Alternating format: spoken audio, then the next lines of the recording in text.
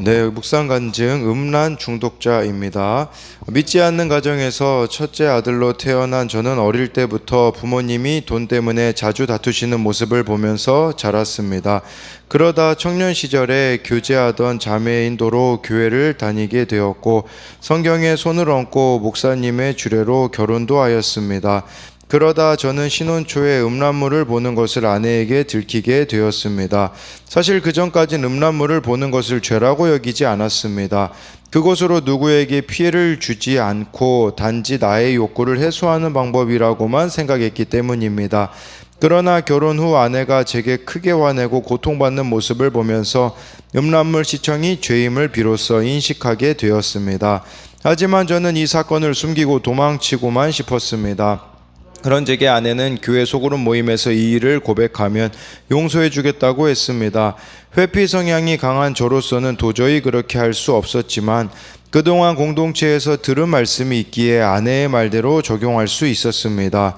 그 교회에서 양육을 받으면서 다른 이성과 육체적 관계해야만 죄라고 여기며 내 속에 음란을 합리화한 것을 회개하게 되었습니다.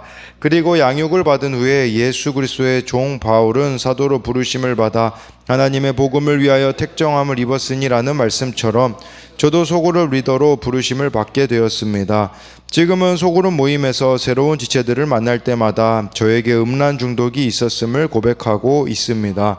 하나님의 사랑하심을 받고 성도로 부르심을 받은 모든 자에게 하나님 우리 아버지와 주 예수 그리스도부터 은혜와 평강이 있기를 원하노라는 말씀과 같이 저의 중독을 고백할수록 제가 힘을 잃어 은혜와 평강이 임하는 것을 경험합니다. 제게 임한 복음이 누구에게나 필요함을 알아 제가 만난 주님을 담대히 전하는 삶을 살아가길 소망합니다. 적용하기입니다. 교회 소그룹 모임에 새로운 지체들에게 저의 간증을 전하면서 음란 중독을 이야기하겠습니다. 또다시 음란물을 보게 되더라도 아내와 부부 소그룹 모임에 솔직히 고백하겠습니다. 네, 여기 이렇게 나와 있듯이 음란물 혼자 이거는 욕구를 해소하는 것이기 때문에 피해를 주지 않기 때문에 죄라고 여기지 않았다고 하지만 사실 이것을 보는 것만으로도 죄라고 할 수 있겠죠. 왜냐하면 보는 것만으로도 그것으로 수익을 얻는 자가 생기게 되어지기 때문에 계속 그런 쪽으로 또 이렇게 생겨지는 부분들이 있지만 어찌 됐든 중요한 것은 이렇게 드러내었다라고 하고 있잖아요. 네. 그래서 이렇게 합리화한 죄를 회개하게 되었다라고 하면서 그것을 고백하면 고백할수록 죄가 힘을 잃어 은혜와 평강이 임한다라고 하며 적용에도 보면 소그룹 모임에 오는 새로운 지체들에게 이 이야기를 하고 또다시 음란물을 보게 되더라도 아내와 부부 소그룹 모임에 솔직히 고백하겠다라고 하는데 이 고백이라는 게 참 중요한 것 같아요. 죄 고백, 하나님과 우리 사이에서만 해결하면 되지. 근데 고백을 왜 해야 되냐면 나를 지키기 위한 것이라는 것을 알아야 합니다. 이 하나님께 고백하는 사람이 왜 공동체에서 고백은 못 하겠습니까? 네, 오늘은 이제 로마서 1장 1절부터 이제 17절까지 나오는데요. 로마 교회에게 바울이 쓴 편지고요. 바울이 3차 전도 여행 중에 고린도에서 쓴 편지라고 할 수 있습니다. 그래서 원래 바울의 계획은 이 로마 교회의 후원을 받아 스페인으로 가려고 했습니다. 왜냐하면 그 당시 땅끝이 스페인이라고 사람들이 생각했기 때문에 바울은 이 로마 교회에 또 바울이 개척한 교회는 아니었었습니다. 그래서 이 교회에 쓴 편지를 우리가 같이 보게 될 텐데요. 먼저 1절에요. 예수 그리스도의 종 바울은 사도로 부르심을 받아 하나님의 복음을 위하여 택정함을 입었으니 라고 말씀해 주고 있어요. 제일 먼저 시작이 중요하잖아요. 이 편지의 시작에 예수 그리스도의 종 바울이라고 표현을 하고 있습니다. 네, 종이라는 것은요, 정말 이 단어는 가격이 엄청 저렴한 종이라는 그런 의미가 있거든요. 그러니까 예수님을 우리가 알게 되어지면요, 만나게 되어지면 종이 된다라는 거. 누구의 종이 되겠습니까? 예수님의 종이 되는 것뿐만 아니라 사람의 종이 된다라는 것도 기억하셔야 한다라는 것이에요. 예수님의 종이 된다라는 것은 내 주인인 예수님이 십자가에 못 박히셨으니 나도 십자가를 지겠다라는 결단인 거죠. 그렇기 때문에 예수님의 종이 된다라는 것은 내가 전도해야 될 상대방의 종이 되는 것까지도 포함이 되어지는 것입니다. 근데 여기 바울은이라고 하잖아요. 이 바울이라는 단어가요, 작은 자라는 뜻이거든요. 원래 바울의 이름은요, 사울이었습니다. 사울. 이 사울은 이스라엘 초대 왕이잖아요. 사울이라는 이름의 뜻에는 희망이라는 의미도 있었기 때문에 그 집안에 희망이 아니었겠습니까?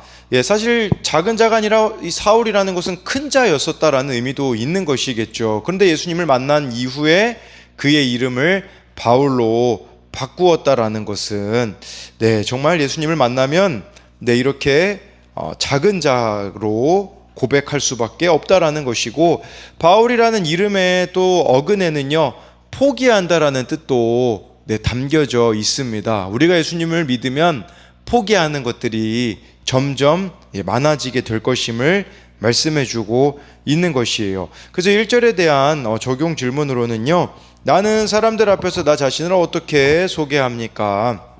어느 자리에서나 그리스도인인 것을 자랑스럽게 소개합니까? 예수님의 종으로서 복음을 전하기 위해 섬겨야 하는 가족과 지체는 누구입니까? 우리가 예수님의 종이라면 사람의 종이 되는 것도 포함되기 때문에 두 번째 적용 질문이 이렇게 나왔다고 할 수 있는데요. 2절 말씀에요, 이 복음은 하나님이 선지자들을 통하여 그의 아들에 관하여 성경에 미리 약속하신 것이라. 복음, 이 복음이 기쁜 소식이란 뜻이잖아요. 복음은 예수 그리스도입니다. 예수님이 우연히 이 땅에 오신 게 아니라고 말씀해주고 있어요. 선지자들을 통하여 구약 성경을 말하겠죠. 그러니까 성경에 미리 약속한 그 예수님이 약속대로 오셨다라고 말씀해주고 있는 거예요. 그 예수님을 우리가 믿는다면 이제 어떻게 되겠습니까? 예수님에 대해 미리 기록된 말씀이 성취되었듯이 오늘 나에게 주시는 말씀을 믿고 걸어가면 어떤 고통의 사건을 만나도 기쁜 소식이 될 수 있다라는 것이에요. 그래서 오늘 나에게 주시는 이 말씀이 바로 우리에게는 복음이 된다라고 볼 수가 있는 것이겠죠. 그래서 이것에 대한 적용도요, 세상적으로는 슬픈 소식처럼 보이나 예수님 안에서는 기쁜 소식인 것은 무엇이 있습니까? 우리는 내가 좋은 걸 기쁜 소식이라고 하잖아요. 근데 예수님이 기쁜 소식이라는 것은 이 세상의 모든 사건에 예수님을 대입하면 우리에게는 기쁜 소식이 될 수가 있기에 그래서 예수님 안에서 기쁜 소식이 여러분들에게는 무엇이 있는지를 묻는 것입니다. 3절 4절을 보면요, 그의 아들에 관하여 말하면 육신으로는 다윗을 통해서 나셨고 성결의 영으로는 죽은 자들 가운데서 부활하사 능력으로 하나님의 아들로 선포되셨으니 곧 우리 주 예수 그리스도시니라 라고 말씀해주고 있어요. 혈통으로는요, 다윗의 후손에서 왔다고 3절 말씀에 보면 나오게 되어지고요. 또 여기 성결의 영으로는, 성결의 영이 무엇이겠습니까? 성령 아니겠습니까? 성령으로 죽은 자들 가운데 부활하사 하나님의 아들로 선포되셨다라고 말씀해주고 있는 것이에요. 그래서 예수님은 성령으로 잉태하셨던 것도 우리가 보게 되어지고, 요단강에서도 성령이 이렇게 비둘기같이 내리는 것도 볼 수 있고, 성령으로 부활하셨다라고 말씀해주고 있는데, 죽은 자 가운데서 부활하였다라는 거 무슨 말이겠습니까? 죽은 자들 가운데서 부활하였다. 먼저 죽으셨다라는 것이겠죠. 십자가 사역을 예수님이 완수하시고 하나님의 아들로 선포되었다라는 것을 뜻하는 것이겠죠. 그렇다면 우리에게도 마찬가지예요. 우리도 잘 죽어지는 십자가를 져야 되는 것이죠. 근데 그 십자가를 우리 힘으로 질 수 없기에 4절에 나와 있듯이 성결의 영이 필요합니다. 성결의 영이 무엇이겠습니까? 성령이죠. 성령의 도우심 없이는요, 우리는 십자가를 질 수가 없음을, 그러니까 이 성령의 도우심으로 십자가를 잘 지고 나아갈 때 하나님의 아들로 선포되는 것과 같이 하나님의 자녀로 우리들을 확증해 주신다라는 것이에요. 그렇기 때문에요, 죽은 것 같으나 반드시 살아나게 되는 것은 성령의 도우심으로 가능해진다라는 것이겠죠. 그래서 이 3, 4절에 대한 적용으로도요, 성령의 도우심으로 내가 져야 하는 십자가는 무엇입니까? 내가 정말 이 성령의 도우심으로 잘 죽어져야 살아날 수 있기에 이렇게 성령의 도우심으로 져야 되는 나의 십자가를 우리가 한번 생각해 보면 좋겠습니다. 5절 말씀을 보면요, 그로 말미암아 우리가 은혜와 사도의 직분을 받아 그의 이름을 위하여 모든 이방인 중에서 믿어 순종하게 하나니라고 말씀해주고 있습니다. 이 복음의 기쁜 소식인 예수님을 믿게 되어지면 해야 되는 일들이 있는 것이죠. 그것은 뭐냐면 사도로 직분을 받았다고 하잖아요. 이 사도라는 것은요, 어느 예를 들어서 두 나라가 분쟁할 때 가가지고 먼저 이렇게 중재하는 역할이기 때문에 목숨을 거는 역할이라고 볼 수가 있거든요. 그러니까 이것은 선택사항이 아니라는 말이에요. 저와 여러분들이 예수님을 믿게 되어지면 다 사도의 직분, 이 사도라는 뜻이 보냄을 받은 자라는 뜻이거든요. 우리 각자 주어진 자리가 다 보냄을 받은 자리라는 것을 기억해야 되는 것이겠죠. 그래서 모든 이방인 중에서 믿어 이렇게 순종하게 한다라고 말씀해주고 있는 것이에요. 그래서 우리가 모든 이방인 중에 믿어 순종해야 하는 것, 즉 모두가 말씀에 대한 순종이 있어야 된다라고 볼 수가 있어요. 매일 내게 주어지는 말씀에 대한 순종 없이는 내게 주어지는 환경에 결코 순종할 수가 없는 거죠. 말씀에 대해 우리가 불순종하기 때문에 사건에 대해서도 불순종하게 되고, 말씀에 관심이 없기 때문에 하나님께 대들고 원망하게 된다라는 것이겠죠. 6절에서 7절을 보면요, 너희도 그들 중에서 예수 그리스도의 것으로 부르심을 받은 자니라. 7절에 로마에서 하나님의 사랑하심을 받고 성도로 부르심을 받은 모든 자에게 하나님 우리 아버지와 주 예수 그리스도로부터 은혜와 평강이 있기를 원하노라 라고 말씀해 주고 있습니다. 복음을 믿어 이제 그리스도인이 된다라는 것은 내가 예수님의 것으로 부르심을 받았다라는 것을 뜻한다라는 것이 6절에 나와 있고요. 그 부르심을 받은 자들에게는요, 은혜와 평강이 날마다 있다라고 말씀해주고 있는 것이에요. 그래서 우리가 예수님 그리스도의 것으로 이렇게 부르심을 받은 자들에게는 은혜와 평강이 주어진다라고 말씀해주고 있는데요. 그런데 여기 보면 로마에게도 또 복음을 전한다라고 하잖아요. 사실 이 로마는요, 우리 생각에는요, 여러분들이 그렇게 생각할 수 있어요. 정말 잘 먹고 잘 사는 저 사람에게는 뭔가 겉으로 봐서는 도움이 필요할 것 같지 않은 그 대상에게도 우리가 복음을 전해야 된다라는 게 바로 이 로마라는 단어에 담겨져 있는데요. 그래서 6절, 7절도 이것에 대한 적용으로 보자면 예수 그리스도의 것으로 부르심 받은 자로서 지금 내가 내려놓거나 포기해야 할 것은 무엇입니까? 그러니까 예수님으로 은혜와 평강을 누려야 되는데 우리가 지금 다른 것으로 은혜와 평강을 누리려고 하고 있기에 그것을 포기해야 되는 것이 무엇인지를 묻는 거죠. 또 한 가지는요, 복음을 전해야 할 나의 로마는 누구입니까? 이 로마라는 것은 겉으로 보아서는 도움이 필요 없을 것 같은 형제나 친구에게 복음을 전함으로 은혜와 평강을 빌어주고 있습니까? 이것도 내 생각을 좀 버려야 될 것 같아요. 내 편견을 또 버려야 되는 거죠. 내 생각에는 저 사람은 도움이 필요 없을 것 같다고 우리가 생각하는 그런 경향이 있지만 그에게도 복음이 필요하다라는 겁니다. 8절에 먼저 내가 예수 그리스도로 말미암아 너희 모든 사람에 관하여 내 하나님께 감사함은 너희 믿음이 온 세상에 전파됨이로라 라고 말씀해 주고 있어요. 이 말씀 보면서요, 저와 여러분들은 무엇을 감사하고 있는가, 이걸 한번 생각해 봐야 되는 거죠. 바울의 감사는 이 로마 교회 성도들의 믿음이 온 세상에 전파되는, 정말 그들의 믿음이 자라는 것에 관심이 있었다라는 거죠. 근데 우리의 감사는 어떻습니까? 너무 제한적이죠. 내가 잘 먹고 잘 살고 내가 성공하는 거, 거기서 조금 벗어나면 내 자녀가 잘 되는 거, 이 정도로만 감사하는 경우가 너무 많이 있는데, 정말 우리의 감사는 우리 주변에 있는 자들이 예수님을 믿게 되어지고 그들의 믿음이 자라는 것이 우리들의 감사 제목이 되어야 한다라는 계시겠죠. 그래서 8절에 대한 적용도요, 하나님께 어떤 것으로 인해 여러분들은 감사하고 있습니까? 지체가 믿음으로 성장하는 것에 대한 감사와 기쁨이 있습니까? 그래서 우리의 감사 제목이 무엇인지를 이 8절을 통해서 볼 수 있습니다. 9절에 내가 그의 아들의 복음 안에서 내 심령으로 섬기는 하나님이 내 증인이 되시거니와 항상 내 기도에 쉬지 않고 너희를 말하며 라고 해서요, 이게 저 기도에 대한 부분이 나와 있죠. 그래서 하나님이 증인 되신대요. 내가 로마교회 성도들 너희들을 위해서 쉬지 않고 기도하는 것에 대해서 하나님이 증인이 되신다라는 거겠죠. 그러니까 바울에게는요, 이 로마교회 성도들에 대한 관심이 있었기 때문에 기도가 지속될 수 있었다라는 것이에요. 우리에게도 필요한 것은 이거예요. 내가 지체에게 관심이 있는 것은 먼저 그들을 위해 기도하고 있느냐에 따라 달려있다라는 것이에요.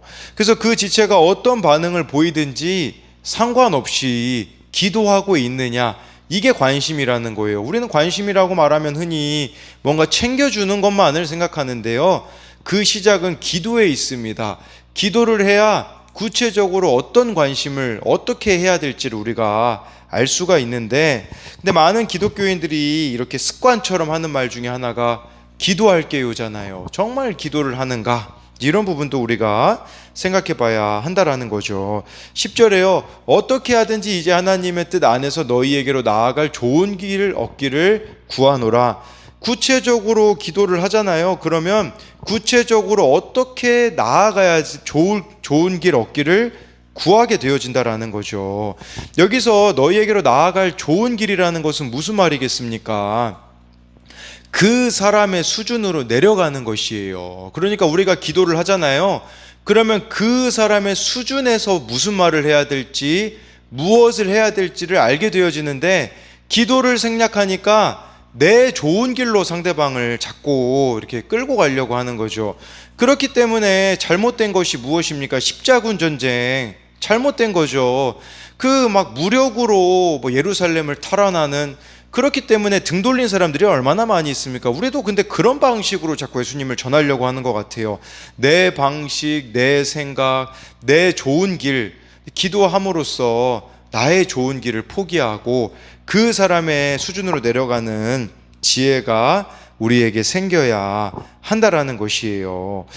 그러니까 막 상대방을 이해하려는 노력도 없고 기도도 안 하기 때문에 몇십 년을 도저히 이해 못할 인간이라고 욕하면서 그렇게 살아가는 경우들이 얼마나 많이 있습니까?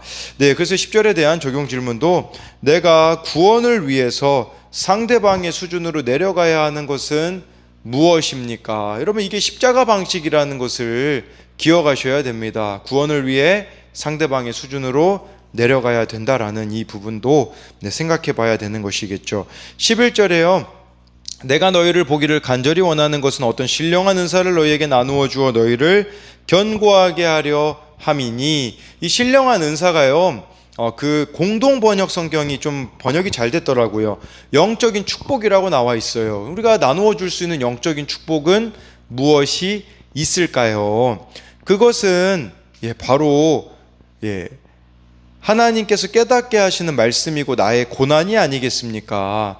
왜냐하면 세상에서는 고난은 필요 없는 거라고 고난에 대해서 가르쳐 줄 수가 없잖아요. 근데 이 고난을 통해 내가 어떻게 하나님을 알게 되었고 어떻게 내 죄를 보게 되었는지 나누어 줄 수 있는 것이 영적인 축복이 아니겠습니까?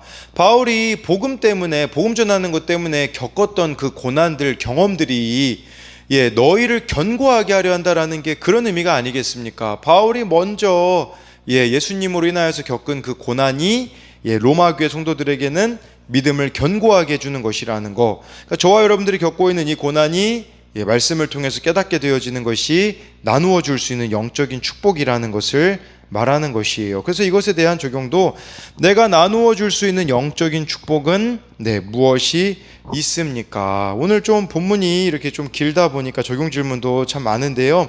12절에요. 이는 곧 내가 너희 가운데서 너희와 나의 믿음으로 말미암아 피차 안위함을 얻으려 함이라. 그럼 우리가요 막 상대방의 수준으로 내려가고 이렇게 막 복음을 위해서 예수님을 위해서 수고하면 손해라고 생각하잖아요. 아니라고 말해주고 있어요. 12절에 보니까 피차 안위함을 얻는 것이다 라고 말씀해주고 있는 것이에요. 우리가 복음을 위하여서 희생하고 나누는 삶을 살아가는 것은요 피차 서로 안위함을 얻는 것이고, 그때 또 하나님이 주시는 위로하심이 있다라는 것이 아니겠습니까? 13절에요. 형제들아 내가 여러 번 너희에게 가고자 한 것을 너희가 모르기를 원하지 아니하노니 이는 너희 중에서도 다른 이방인 중에서와 같이 열매를 맺게 하려 함이로되 지금까지 길이 막혔도다. 우리가 제일 힘들어하는 거 사실 이거 아닙니까? 내가 정한 때, 내가 정한 방법으로 응답이 되어야지만 우리가 만족하잖아요. 그거 버리라는 말이에요. 바울이 얼마나 로마 교회를 가고자 했겠습니까? 그런데 지금까지 길이 막혔다라는 것은 바울이 하나님의 주권을 인정했다라는 뜻이에요. 하나님의 때, 하나님의 방법을 구했기 때문에 이렇게 억지로 하지 않았다라는 거죠. 우리가 이 바울의 모습을 통해서 나의 방법, 나의 때를 버려야 돼요. 이 정도면 내 배우자가, 이 정도면 내 자녀가 변화돼야 될 때가 된 것 같은데, 내가 이렇게까지 했으면 변화돼야 될 것 같은데 라는 그 생각을 내려놔야 한다라는 것이겠죠. 그때 하나님이 하나님의 방법과 하나님의 때에 역사하신다는 것을 기억해야 됩니다. 14, 15절에요. 헬라인이나 야만이나 지혜 있는 자나 어리석은 자에게 다 내가 빚진 자라. 그러므로 나는 할 수 있는 대로 로마에 있는 너희에게도 복음을 전하기를 원하노라. 바울은 자신이 빚진 자라고 말씀해 주고 있어요. 저와 여러분들이 예수님을 믿게 되어지면요 끝이 아니라 시작입니다. 이제는 이 복음의 빚을 갚아가야 돼요. 헬라인, 야만인, 이런 야만인만 봐도 이해할 수 있는 사람입니까? 이해가 안 되는 대상들, 또 여기 보니까 지혜 있는 자나 어리석은 자, 또 어리석은 자도 마찬가지잖아요. 우리가 아무리 계산기 두들겨도 계산이 안 되는 사람들이 야만인이나 어리석은 자가 아니겠습니까? 그들도 우리가 복음의 빚진 자로서 복음을 전해야 될 사명이 우리에게 있다라는 것이에요. 여러분, 내 원수는 나를 괴롭히고 힘들게 한 사람이 아니에요. 오히려 그들은 나를 예수님 믿게 한 공로자라는 것이겠죠. 그렇기 때문에 내가 가장 큰 빚을 진 사람이 누굴까요? 내 원수입니다. 그 평생 원수가 내가 복음을 갚아야 할 대상이라는 것을 이렇게 기억해야 되는데, 이것에 대한 적용도 복음의 빚진 자로서 누구에게 복음을 전하겠습니까? 16절 보면요. 내가 복음을 부끄러워하지 아니하노니 이 복음은 모든 믿는 자에게 구원을 주신 하나님의 능력이 됨이라. 먼저는 유대인에게요 그리고 헬라인에게로다 라고 해서요, 내가 복음을 부끄러워하지 않고 당당히 선포할 때 내 주위 사람들이 돌아오고 삶의 어려움도 이겨낼 수 있습니다. 그래서 이것에 여기서 하나님의 능력이라고 하잖아요. 이 능력이란 단어가 헬라어로 두나미스라고 하거든요. 그 다이나마이트 폭탄 아시죠? 거기에 그 어근이에요. 그러니까 이 복음이 그만큼 폭발력을 가지고 있기에 이렇게 복음의 능력을 우리가 믿어야 된다라고 할 수 있는데, 16절에 대한 적용도 간증하거나 전도할 때 부끄러움을 느낍니까? 그렇다면 그 이유는 무엇입니까? 정말 이 복음이 내 안에 능력이라면 사실 부끄러움을 우리가 느끼지 않게 되겠죠. 마지막으로 17절 보면요, 복음에는 하나님의 의가 나타나서 믿음으로 믿음에 이르게 하나니 기록된 바 오직 의인은 믿음으로 말미암아 살리라 함과 같으니라. 기록된 바라고 하잖아요. 이 말씀은 하박국에서 가지고 온 거거든요, 바울이. 근데 그 하박국 상황을 보시면요, 하나님이 남유다를 심판할 때 있잖아요, 바벨론을 통해서 심판한다라는 게 하박국 선지자에게는 안 믿어진 거거든요. 근데 하나님이요 믿으라고 하셨거든요. 무슨 말이냐? 여기서 믿음이라는 것은요, 하나님의 의라는 것은 하나님의 의가 하나님의 오르심이거든요. 저와 여러분들은 어떤 상황에서도 하나님의 오르심을 믿어야 된다라는 것이에요. 나에게는 너무 힘든 사건들이 찾아올 수 있어요. 그 가운데도 하나님을 믿는다라는 것은 하나님이 100% 오르심을 믿고 살아가는 것을 말하는 것이에요. 하박국도 막 따지잖아요. 아니 하나님 어떻게 우리보다 더 악한 바벨론 사람을 통해서 우리를 심판하십니까? 라고 했을 때 하나님이 주신 말씀이 이거거든요. 어떻게 저런 사람이 나에게 허락될 수 있어요? 어떻게 이런 사건을 내가 겪을 수 있어요? 하나님의 의를 믿으라는 것은 그 가운데 하나님의 뜻이 있기 때문에 저와 여러분들이 힘들다고 할지라도 하나님을 신뢰하는 거예요. 그러니까 오직 의인은 믿음으로 살리라는 것은요, 믿음으로 견디라는 게 아니라 어떤 사건에서도 하나님의 오르심을 인정하라는 것입니다. 그렇기에 정말 오늘 이 말씀처럼 저와 여러분들이 복음의 능력을 믿음으로 어떤 상황에서도 하나님의 오르심을 고백하며 어떤 상황에서도 우리가 십자가로 낮아지는 예수 그리스도의 종으로서 살아가는 저와 여러분들이 되기를 소망합니다.